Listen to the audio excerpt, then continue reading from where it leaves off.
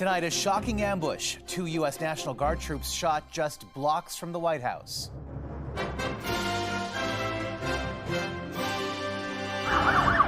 Horror in the heart of Washington on the eve of American Thanksgiving. This heinous assault was an act of evil, an act of hatred, and an act of terror. The dramatic takedown and what we are learning about the suspected shooter. What triggered a devastating, deadly fire that devoured several high-rise towers in Hong Kong. Plus, the Prime Minister's fresh tariff financial lifeline. We must protect our workers and our industries who are most exposed to U.S. tariffs. My dad's never laid anybody off in our 52 years that we've been here. The impact on lumber and steel industries struggling to survive.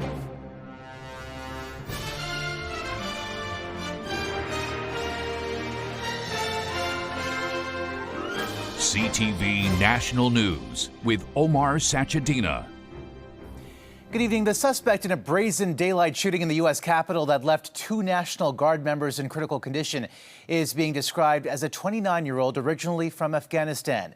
And late tonight, Donald Trump, whose decision to deploy the National Guard has become a flashpoint, using the shooting to push for sweeping immigration changes.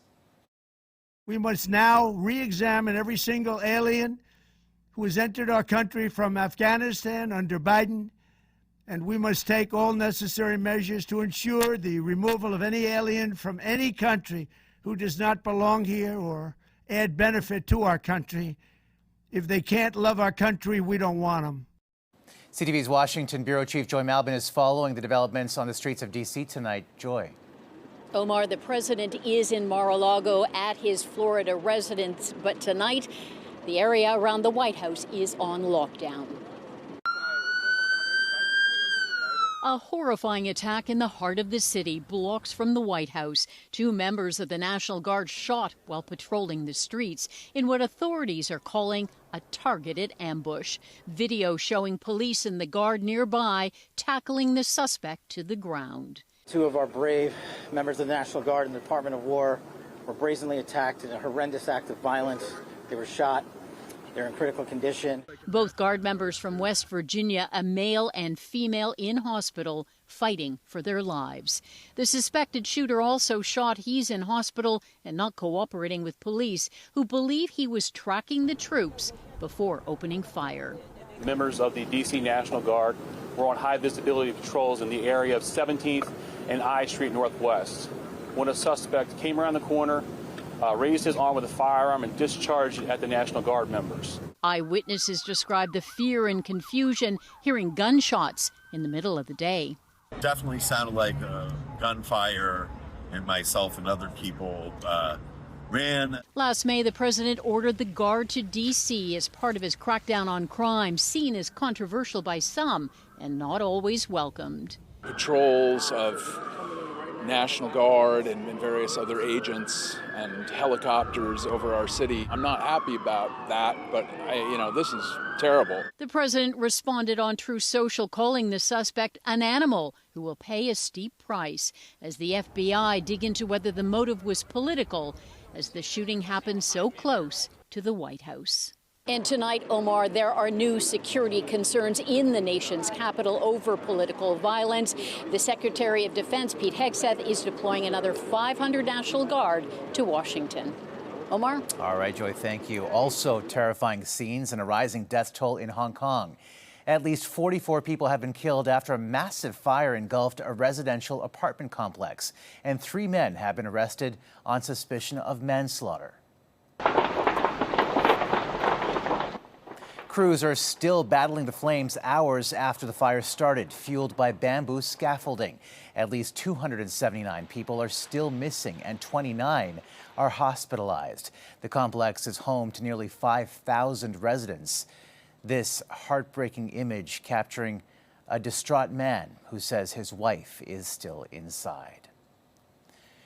To other news, the Prime Minister offered an economic lifeline for the steel industry battered by Donald Trump's punishing tariffs. CTV's Judy Trinh on the plan and the reaction. The steel industry is teetering after half a year of enduring 50% tariffs imposed by Donald Trump. Our order books are not being filled up at this moment because nobody's investing. It's such a real perilous time. The new measures aim to further reduce the amount of foreign steel. We must protect our workers and our industries who are most exposed to U.S. tariffs. For the countries that Canada does not have a free trade agreement with, suppliers like China, Taiwan, India, Turkey, and the United Arab Emirates, they will now be limited to 20% of what they sold to Canada in 2024. The government estimates that could boost domestic steel sales by $850 million. Other countries with free trade agreements will be capped at 75% of what they sold last year. U.S. imports won't be capped, but all American steel products will face the 25% tariffs Canada previously imposed. The government will also subsidize the cost of transporting steel and lumber across provinces by rail. The second broad way to drive transformation of our strategic industries is by becoming our own best customer. To push Canada to buy from its own producers, the government will end remissions to companies hurt by American steel tariffs. The opposition leader criticized the measures. He promised he'd negotiate a win with President Trump, with a deal by July 21st. No deal, no win, no elbows. Mark Carney says he'll see Donald Trump next week in Washington when he's there for a FIFA World Cup event, not to discuss trade. Carney says the U.S. has yet to indicate that it wants to resume talks. Omar. All right, Judy, thank you. Help is also on the way for the softwood lumber industry. Here's what Ottawa announced today.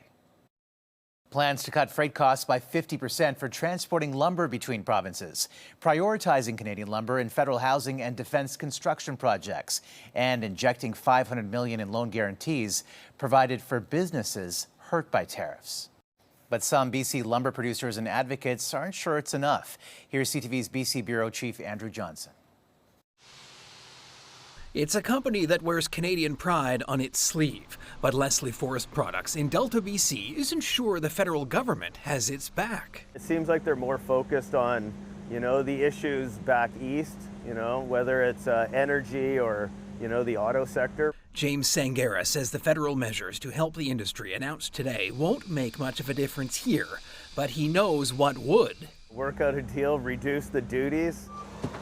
Sangera says his family's softwood lumber business has constantly adapted to survive, but this year has been a challenge. My dad's never laid anybody off in our 52 years that we've been here. He's always kept the mill running. The softwood industry has been hammered by a combination of U.S. duties that have tripled and new Trump tariffs announced last month. Profit margins are so low. Instead of manufacturing fencing and decking out of this wood here, the company says it's sending the wood down to the U.S. unfinished and doing the work there to avoid some of the tariff hit. That wood that we shipped down there, that would have kept us busy for a couple weeks. We're scrambling to find work just to keep our guys going until Christmas. The message from the mill is being echoed by advocates who also feel the industry doesn't get the attention it deserves. I think the announcement today was basically for steel. I think it'd be great if I was in steel. I feel like we're in the moment of Sophie's choice where softwood lumber is going to be the child that's left behind. They hope that's not the case here, and 2026 will bring some badly needed stability. Andrew Johnson, CTV News, Delta, BC. And BC is eagerly awaiting tomorrow's announcement from the Prime Minister and Alberta's Premier on a new energy deal that could lay the groundwork for a pipeline Alberta wants, but BC does not. And there may be potential discontent from within the Liberal caucus, too. Here's CTV's Abigail Beeman.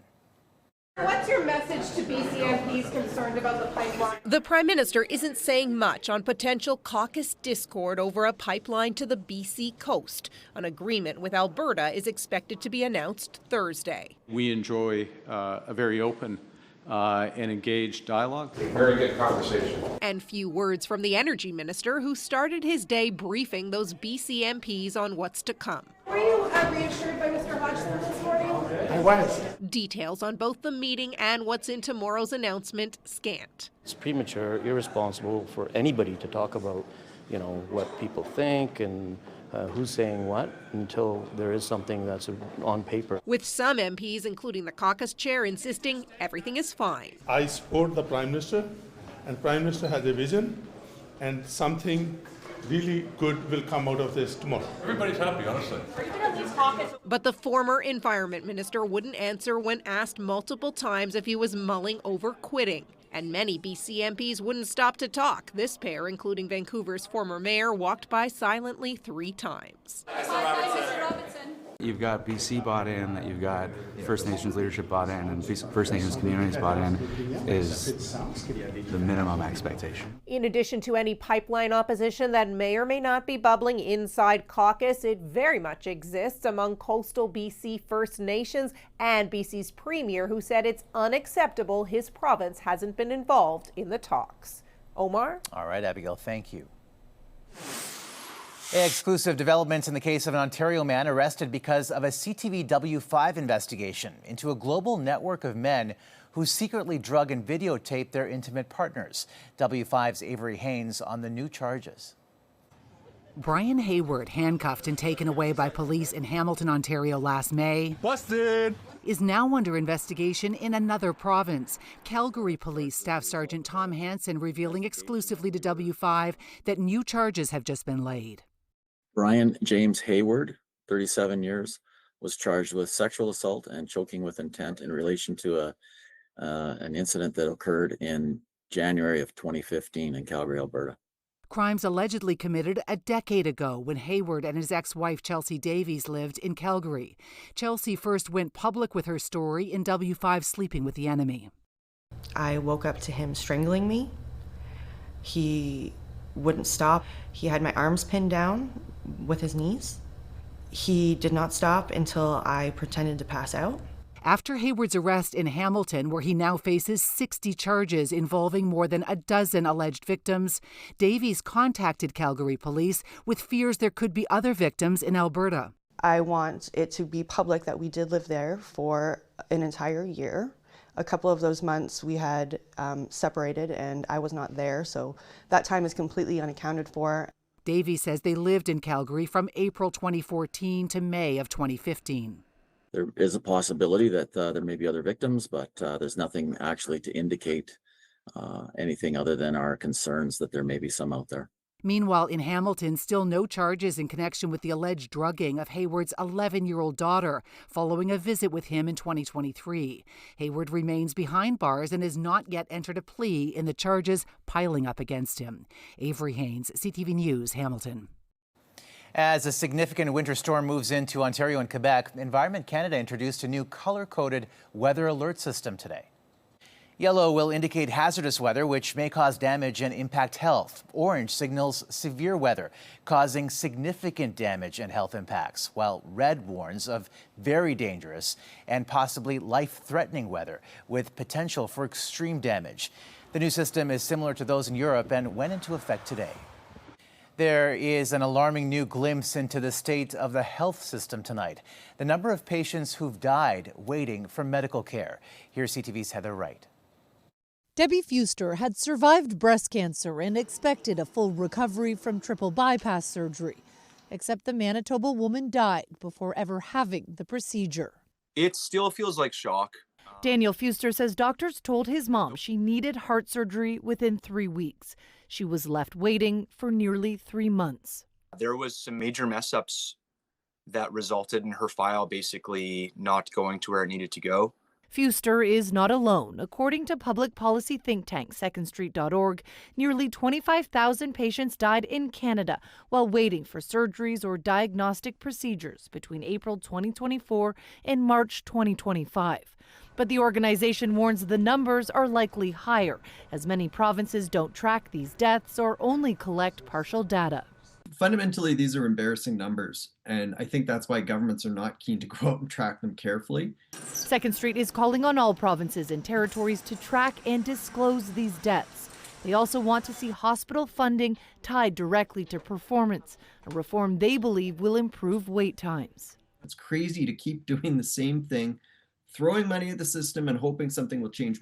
Another proposed reform is Debbie's Law, a Manitoba private member's bill championed by the Fuster family, which would require health authorities to inform patients when life-saving treatment cannot be provided in a timely manner. Debbie's Law is not perfect. It's not going to solve every problem, but it is a great starting point to begin asking for transparency. This year's numbers mark a 3% increase from last year, and according to Second Street, since 2018, more than 100,000 people have died in Canada while waiting for some sort of surgery or procedure. Heather Wright, CTV News, Toronto. Coming up. There's a stock manipulation tactic that is called spoofing. What is stock spoofing and how it nearly sunk a promising new treatment for MS?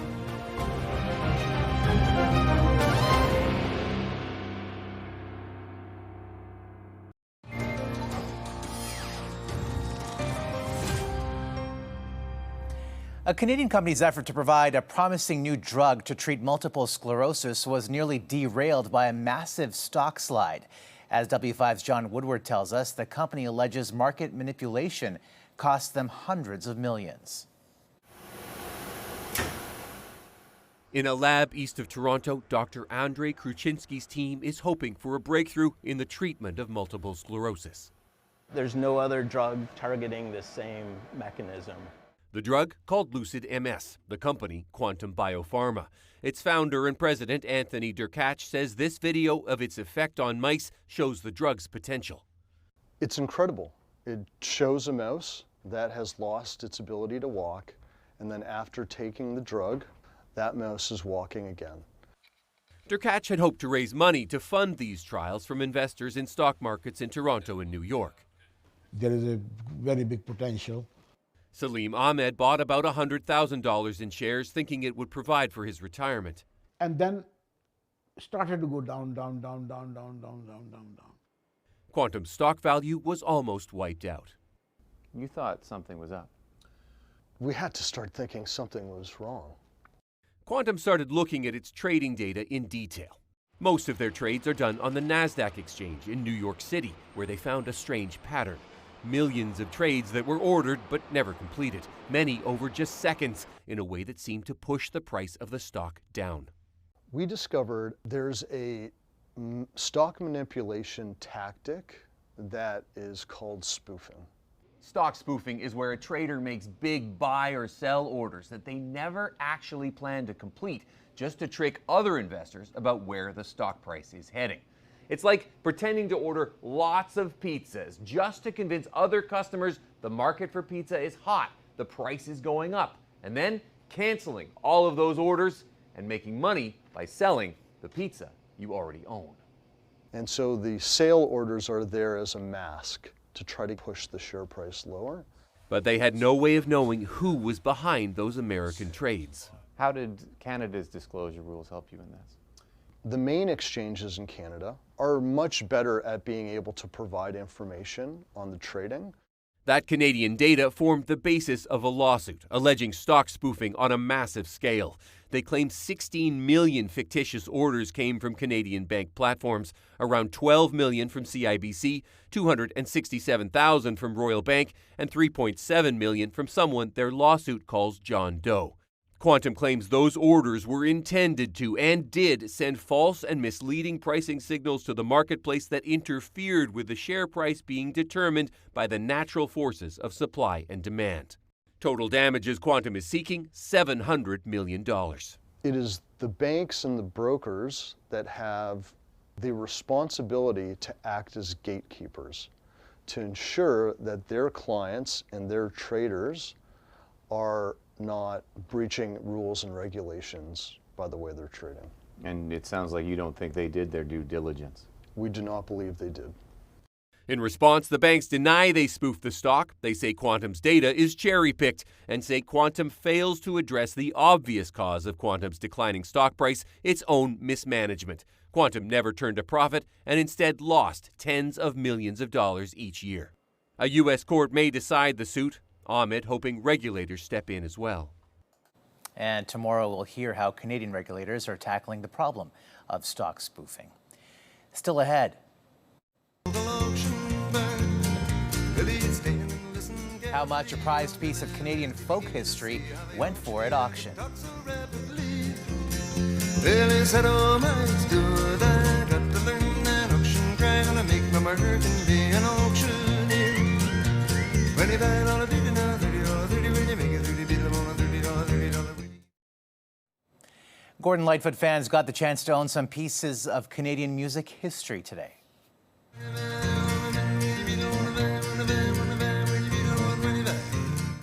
That song, The Auctioneer by Lightfoot, appropriate for the auction of some of his personal belongings today in Toronto, which included costumes, set lists, musical equipment, and instruments, including this guitar that featured prominently on albums near the end of his career. It sold for $380,000. And still ahead. We're going to launch some rockets at cancer. How a Toronto billionaire's donation could help save lives.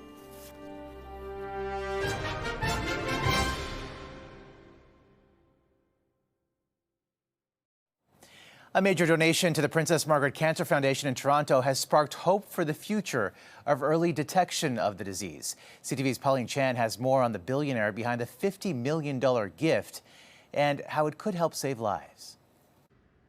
Donor Peter Gilgan helps flip a switch to light up a sign for the new research center that will be a world leader. The Mattamy Homes founder says he lost a brother to cancer, but he believes this is the turning point in the battle against the disease. So we're gonna launch some rockets at cancer that just weren't around even a decade ago, and that's why I think that it's a great time to make the investment in cancer research. Dr. Raymond Kim says we've known for decades that early detection is the key to survival, and that is why the new program will focus on detecting and treating cancer in its early stages. One new technique involves analyzing the blood. We can figure out where in the body that these bits of DNA are coming from. And by using this technology such as liquid biopsy, we can find their cancer earlier and intercept it even quicker. Luana Locke lost her sister, her mother, and was diagnosed with breast cancer herself before learning her family had Li-Fraumeni syndrome, a genetic condition that vastly increases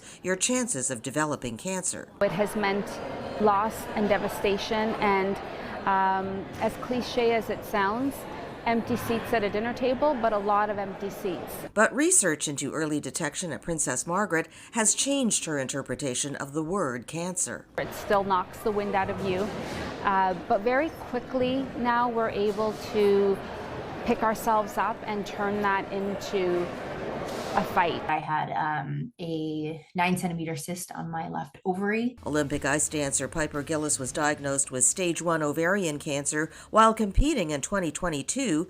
She was treated, and today she is still on the ice preparing again for the Olympics. Right now, 90% of cancers are curable if they're caught early. That's a big percentage. The Peter Gilgan Center for Early Cancer Detection Research will be based here at the hospital, with many top researchers still to be hired. Pauline Chan, CTV News. And that's a snapshot of this Wednesday for all of us at CTV National News. Thank you for watching. Good night and see you tomorrow.